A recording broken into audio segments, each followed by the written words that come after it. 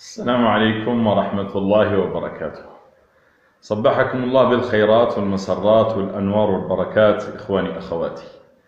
والله فقط ما قدرتش نفوتها، سامحوني، القلب يتقطع ويتألم أنه يشوف هذه الخيانات المتكررة ممن يسمى بملك المغرب. أنا حتى اسم محمد ما نقدرش نمدوله، احنا نسميه أمسيس هنا في الجزائر. على كل عيب وعار تفرحوا باستقبال وزير الدفاع تاع الكيان الصهيوني، زعما جايبين لي حامي عليكم يدافع عليكم من الجزائر.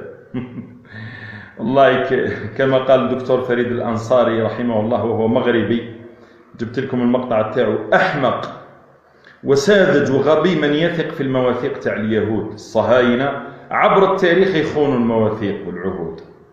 الجزائر الله هو الذي يحفظها، الله هو الذي يحميها.